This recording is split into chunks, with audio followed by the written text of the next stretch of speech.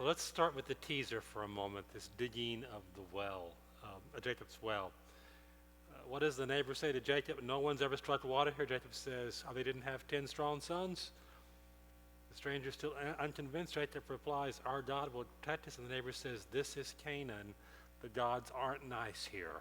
Um, Again, what does that imply about their understanding of God? Tied to a particular people, to a particular place. The neighbor still doesn't get it, so Jacob tells him, our God is invisible, or at least usually. And then he adds, there was the time he broke my hip. What's that a reference to?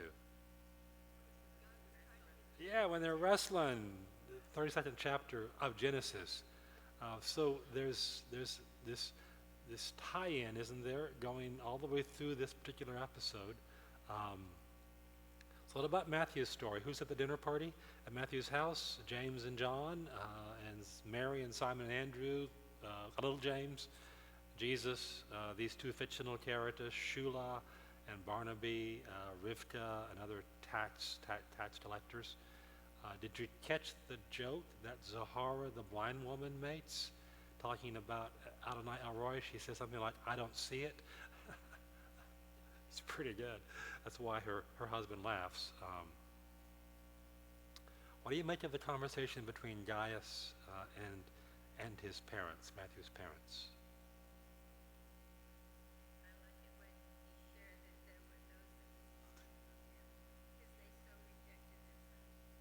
Yeah, and you can see the emotion in his voice even.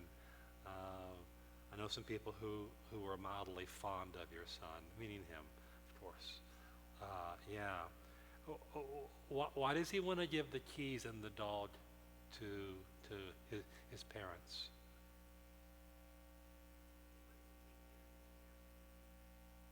And he wants his parents to have a safe place to live when the father's out of town. He wants a dog there to help protect his wife.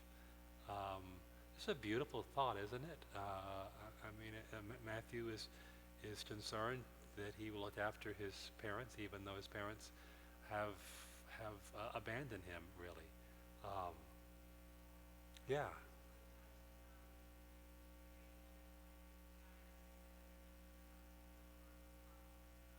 yeah,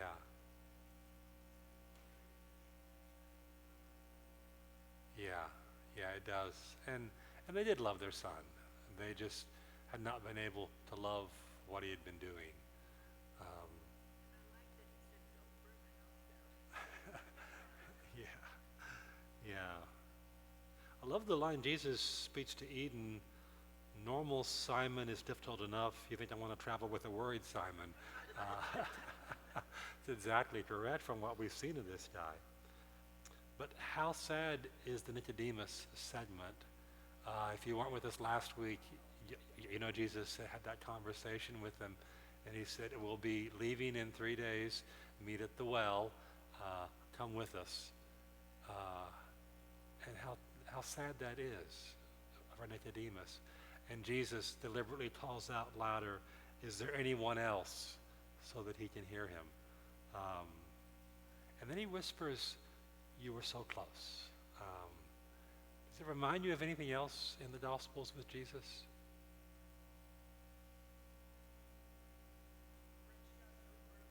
The rich young ruler, exactly, who comes so close, Jesus will say. Uh, and yet he walks away sad. Um, that's an intriguing kind of notion.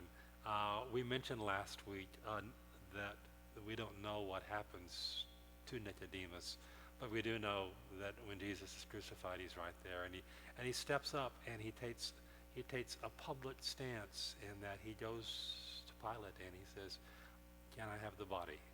Can we bury it?" So eventually, he does come to sort of make this public affirmation. Um, but what would he have done? I mean, would he have left his wife? Would he have brought her along with him? Would she even have come? Um, what what were his choices?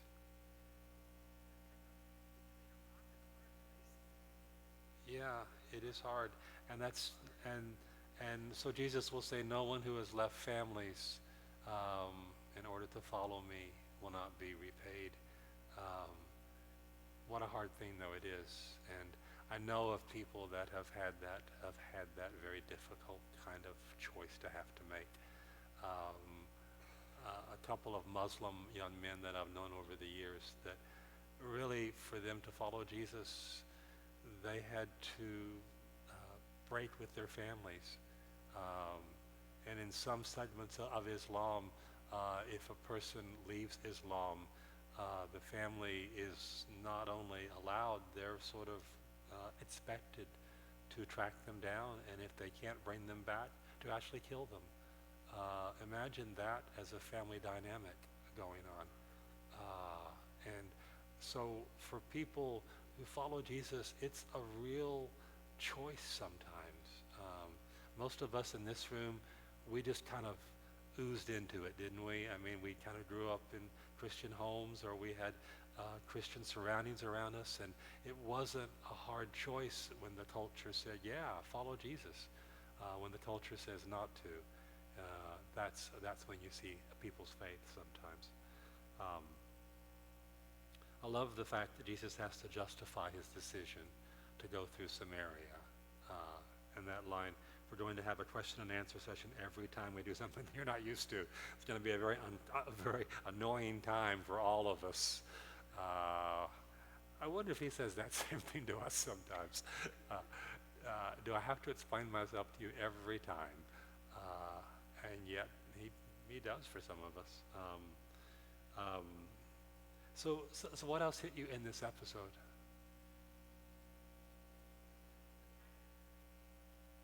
Uh-huh.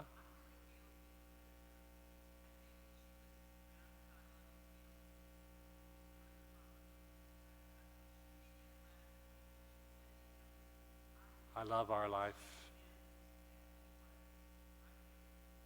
Yeah, yeah. That's hard, isn't it? That's very hard.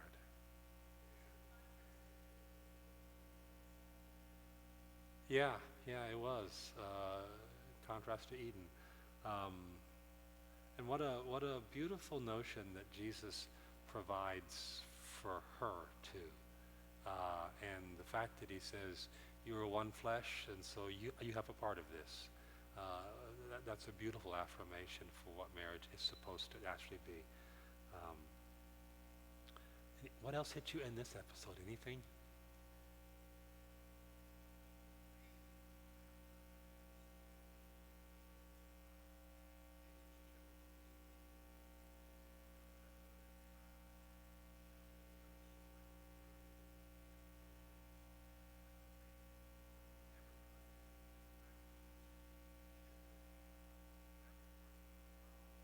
Yeah, yeah, that's a really good point, Bob. You were saying that we think Jesus chose these people, but in actuality, though he did, they had to choose to follow him.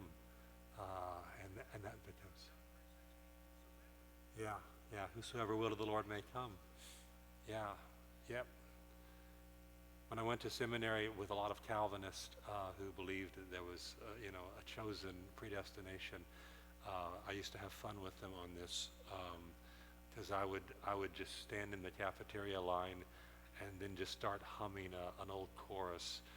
Whosoever will to the Lord may come. He'll not turn one away. I can see they were grimacing, from that. But this is exactly correct, isn't it? This is, and this portrayal of Jesus, already we've seen him um, working with Gentiles, working with people who are clearly out of the mainstream, and now working with Samaritans. Um, this is not a Jewish Messiah that he's come to be. This is the Lord of all the earth, and what a wonderful thing. I love what he says at the end as the woman is running back into town. Jesus says, it's been a long time of sowing, but the fields are ripe for the harvest.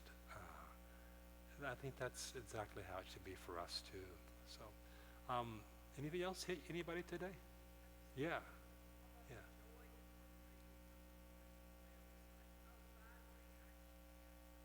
yeah, yeah, yeah. Somebody sees me, and uh, you know, I think I used to read that passage, and I would read it from an evangelism perspective. And the thing that would come to me would be that when Jesus begins to hit at the real core of who he is, she tries to change the subject and get into a kind of a theological debate about Gerizim or Jerusalem. And I used to see that as a distraction, that she's trying to change the conversation away from more personal. And I think now I understand it more, that she really is wanting to know this, that this is something which has become a point of great anxiety for her, as it is for all the Samaritans. If you go to Nablus today, you can meet, I've met the Samaritan priest who's there. And they do still practice the Samaritan religion. Um, they have what looks to me like a kind of a junior high football stands and a huge barbecue pit where they do animal sacrifices as per the Old Testament. And they have big hooks hanging for people to hang up, lambs or sheep or whatever as they bring them there. And you think, what are we doing? I mean, this is the 21st century, and yet they're still following this Old Testament Pentateuch understanding of it. And they're great people. These Samaritans are. It's really unusual how they have managed to keep their identity in a place of such a mixture of folks. But they have, So, yes, they were waiting for it. Yeah, Jeff, I think you had something you wanted to.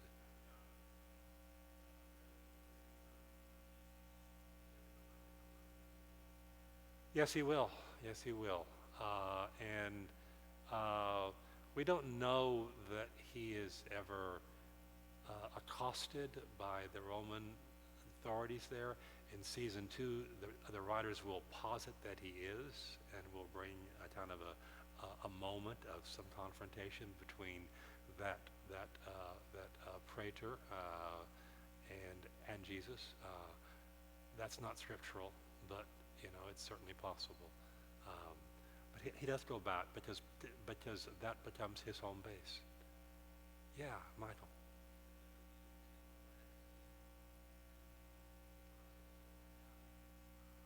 Yeah, Peter's been anxious, hasn't he? They don't. They don't. Simon is just so ready to go do this now. Yeah. Yeah, Ken. He doesn't have them all yet. And in season 2, you'll see a couple more join. Yeah, yeah, yeah. He's missing a couple still. One of them's Simon the Zealot, and you'll see his story in the next season. Yeah.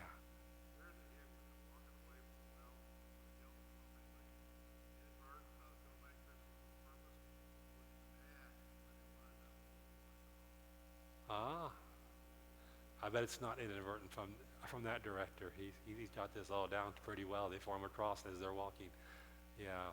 And the whole thing, this is what's difficult, I think, is that the whole thing's in the shadow of the cross. This is whole endeavor. And so this is the first ever multi-season story of Jesus. And I think it has some real power because of that. But I'm going to suggest as well, it's going to be even more poignant as we come to the end of this. He's projected 7 seasons in all. And when you come to the end of it, and we know what happens, after having walked this time with them, I think it's going to be even more tearful for us, which is maybe what it should be. Maybe what it should be. Somebody, yeah, yeah. She's thinking ahead, and she doesn't want to see that episode. Yeah.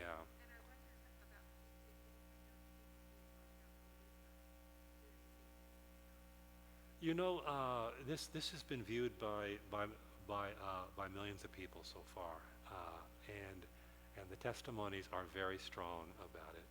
People that have seen it, that had a nominal faith maybe, are being touched by it, and they're being moved towards it. There's actually a story that is going to be, I think, Methodist News Service is doing it on The Chosen, and I think we'll be featured in it as one of the churches sponsoring a study on it. And at least two of you are going to be quoted in it because I've taken what you said and I gave it to them. So, but you know, it's an opportunity, I think, to sort of say to other folks, this is something which you may want to actually look at. And the writer is an old friend. I've known her for 40 years, I guess. And she'd never seen any of this. And she's writing the story and she hasn't seen it. I said, I think you should watch it, you know. And she was afraid it would be like the Mel Gibson Passion of the Christ. She didn't want to see it. I said, watch the first episode. She wrote me back. She said, wow, you know, and it does have an impact upon people in that way. But you know, God has a way of bringing people where they need to be. This morning at the 10:30 service, Aya Isaacs was playing. Many of you know she is from actually Latvia, was the former national champion of that country in violin. The baptism that we had this morning at that service, a family, all the Gruns family is from Mexico. That's why we tried to do part of it in Spanish and mangled that language fairly well. After the service, they came up, and it turned out, I don't know if it was his parents or her parents, were actually Latvian, and they spoke Latvian with Aya up here this morning after the service, you know. I'm thinking, isn't this our God who brings people together in such a way that you could never have imagined it, you know? It's an amazing God whom we serve. So I will tell you that if you want a copy of this, I understand now you can get season 1 at Hobby Lobby. You can get a copy of the videos at Hobby Lobby, or you can order them from thechosen.tv.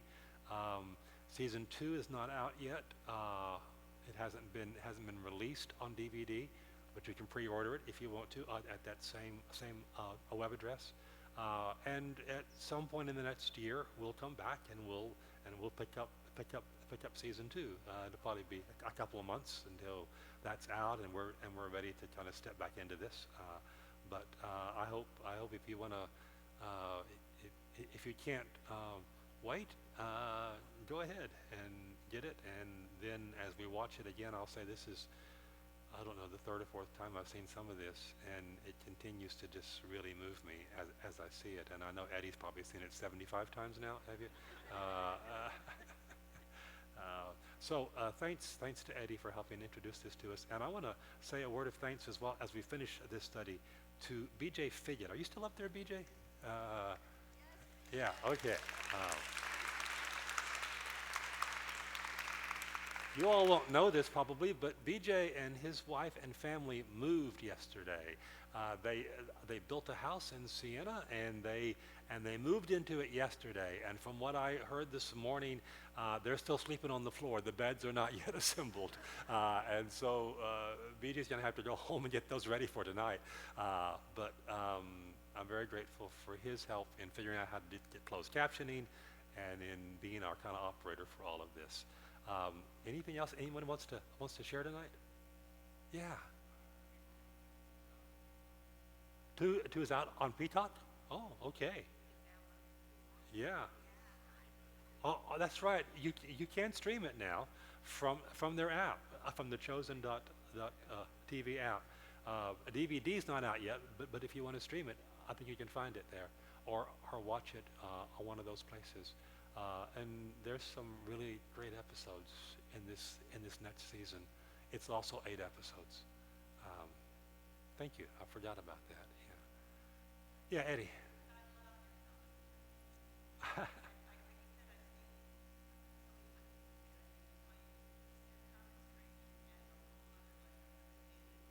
Well, thank you. We're looking to see whether we can maybe compile some of that and get it out to other folks as well, for them to be able to sort of have a study like this in other churches.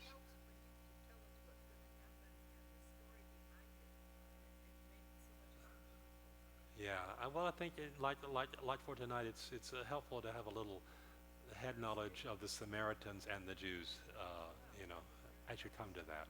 Um, yes, so all of the teachings before the videos and the ones afterwards are on our website, or they're supposed to be. So we'll figure it out. Yeah, and if they're not there, we'll get them up, and along with a link to these 8 episodes in the first season. All right, let's just have a word of prayer, and then we'll leave. Well, Father, what we are. Just how grateful we are for the creative imagination of some people who can help us see you in a different light, and begin to understand perhaps just a little better how deep is your love for all of us. You are Adonai El Roi. You are the God who sees us, and we thank you for that tonight. I pray for each person that has been a part of this study. And I pray that as we go forward from it, we'll feel that we've been chosen too, and we'll have the courage to say yes. In the name of Jesus, amen. Thank you so much for being here tonight. We appreciate it.